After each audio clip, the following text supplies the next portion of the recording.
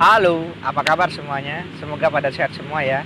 Tetap ikuti protokol kesehatan agar terhindar dari COVID-19. Kami dari kelompok 2 akan menjelaskan tentang teori modernisasi klasik, mulai dari sejarahnya, warisannya, teori evolusi, teori fungsionalisme, dan kritik terhadap teori modernisasi klasik.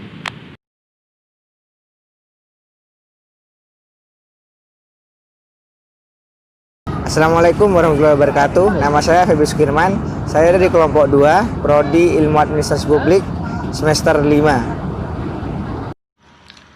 Perkenalkan, nama saya Feby Suryaning Tias dari kelompok Perspektif Modernisasi. Saya dari jurusan Administrasi Publik, kelas 5C.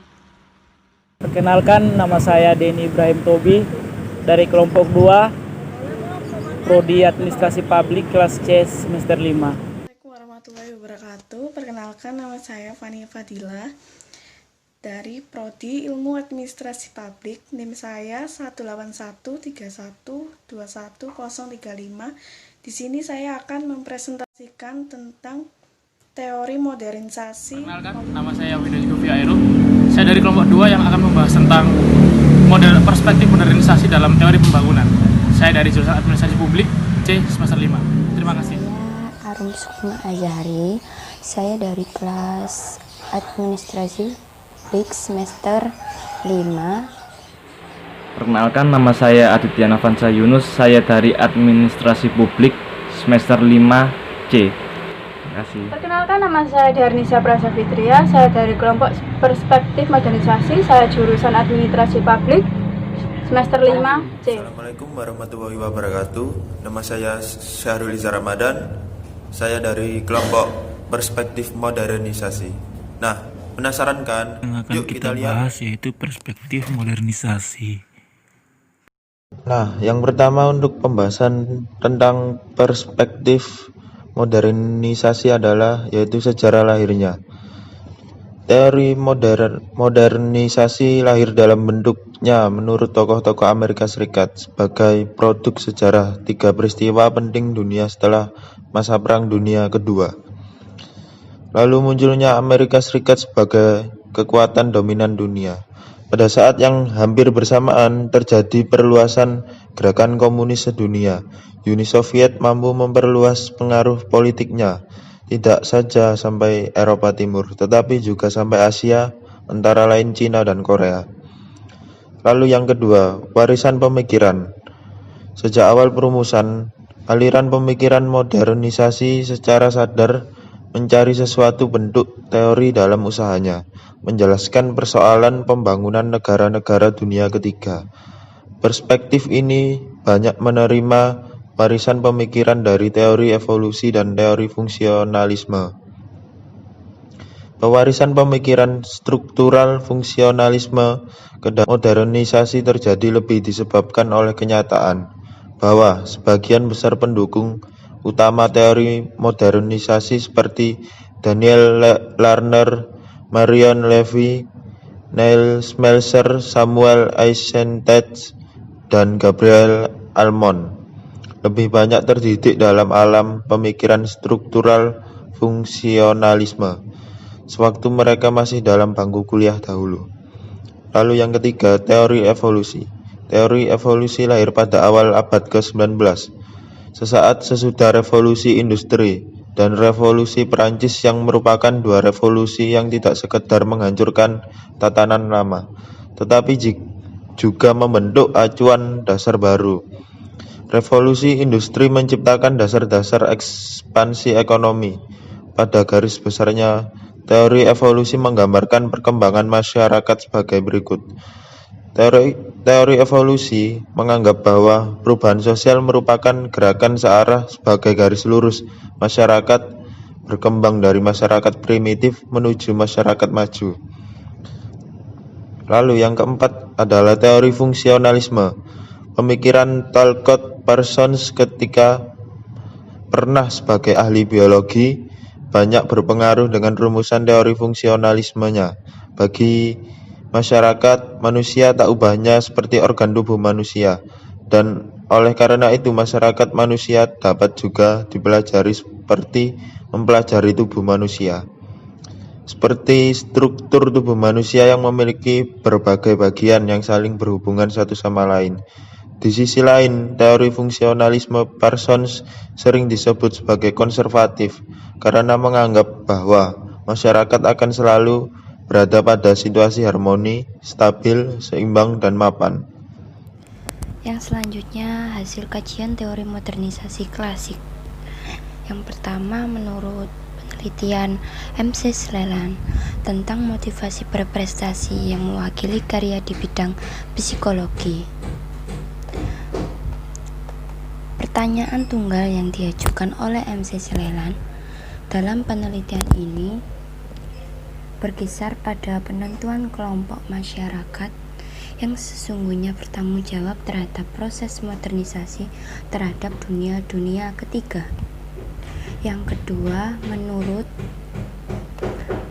Ingles, di sekitar tesis manusia modernnya yang mewakili sosiologi mikro atau psikologi sosial.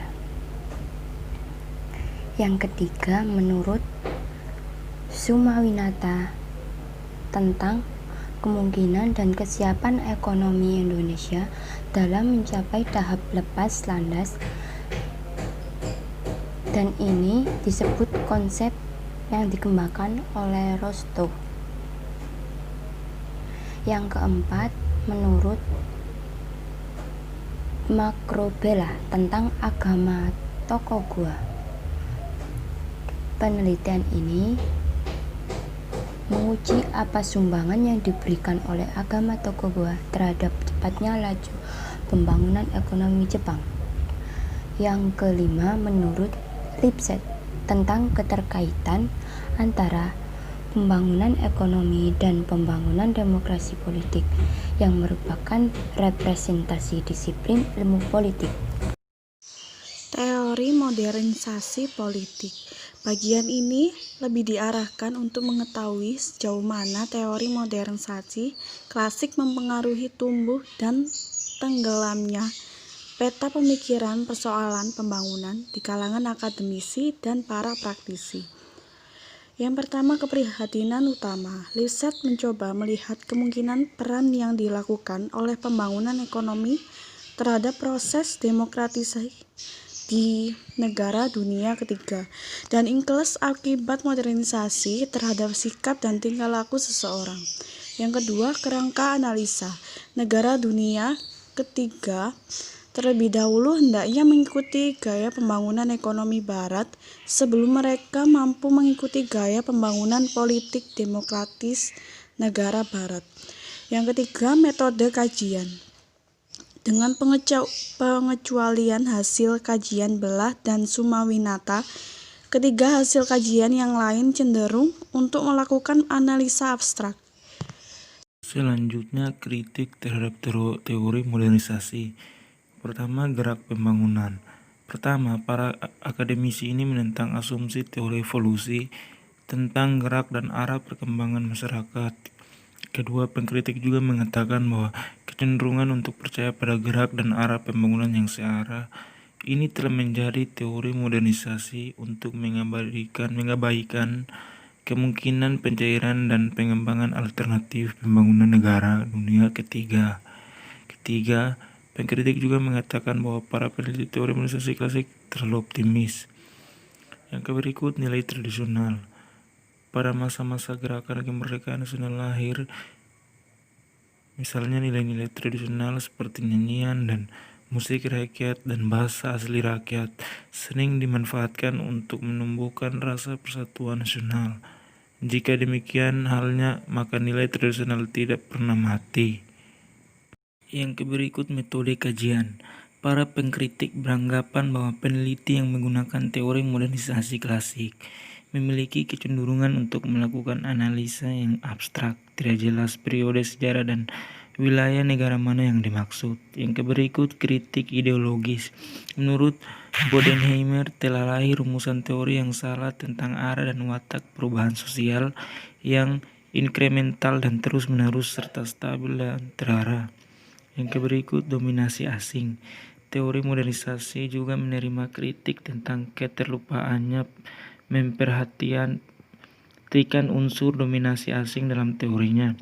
Dengan berdasarkan diri pada kerangka teori yang telah mengalami perubahan ini, para pemerhati teori modernisasi mulai merumuskan pernyataan penelitian baru dan mengkajinya dan juga mengkaji ulang pertanyaan yang telah lama dirumuskan. Assalamualaikum warahmatullahi wabarakatuh. Saya Febi Sukirman. Di sini saya akan menjelaskan tentang kritik terhadap teori modernisasi. Yang pertama dari segi gerak pembangunan. Yang pertama adalah para akademisi ini menentang asumsi teori evolusi tentang gerak dan arah perkembangan masyarakat.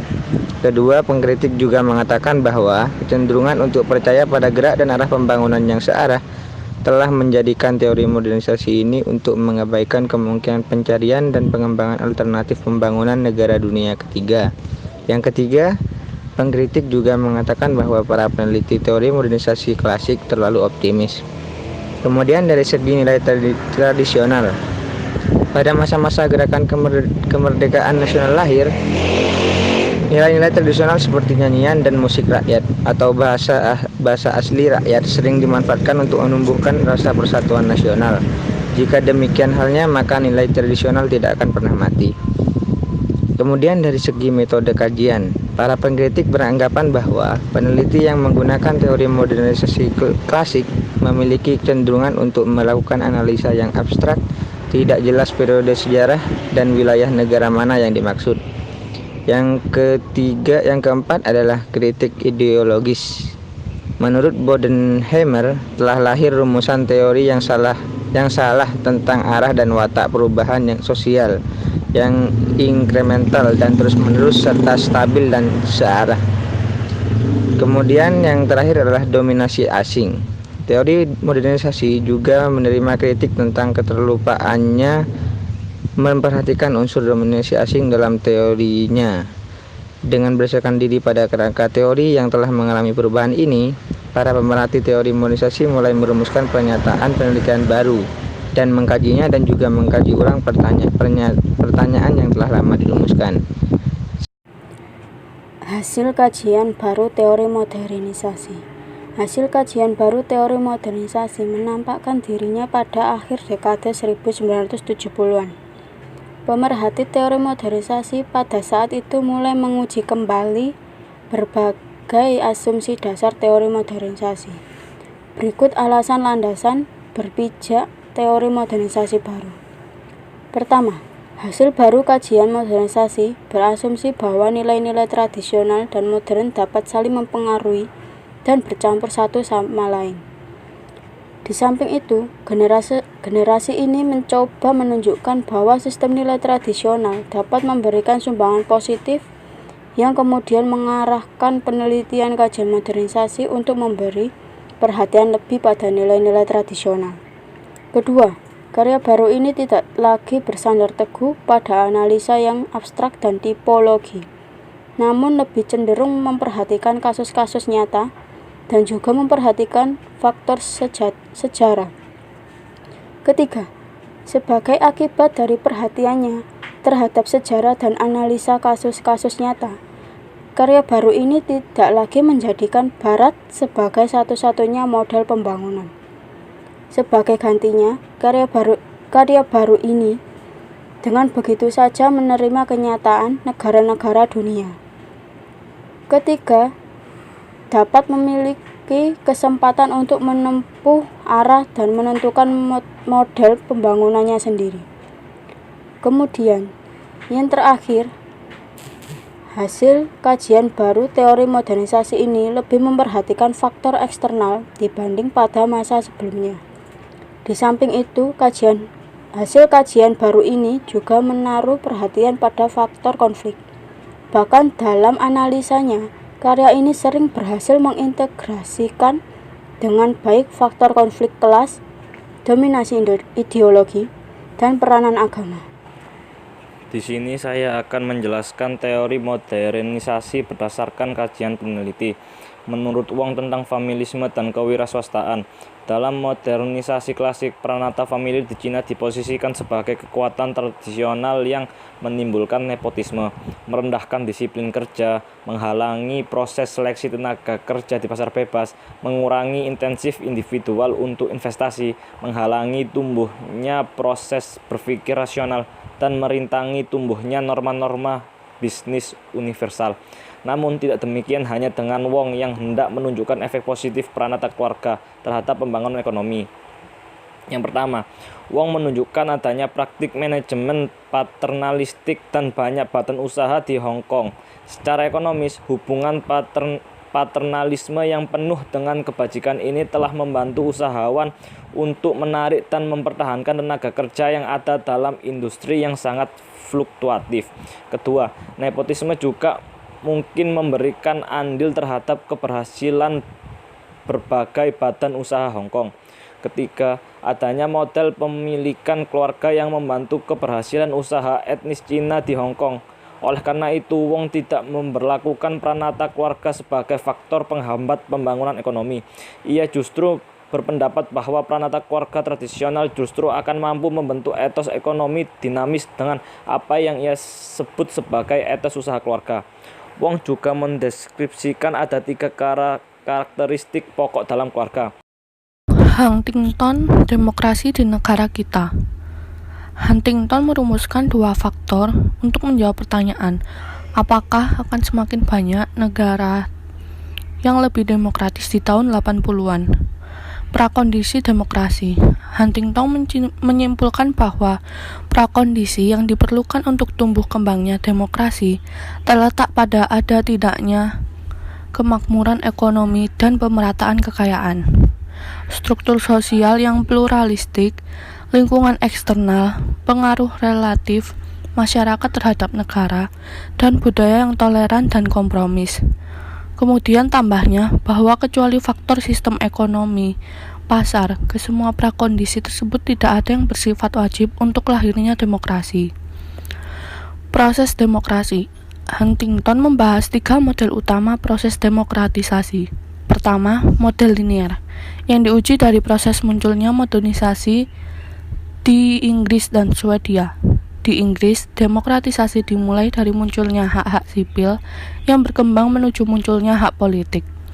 Sebaliknya di Swedia, demokratisasi dimulai dari munculnya rasa persatuan dan kesatuan nasional, kemudian diikuti perjuangan politik yang panjang dan kepastian.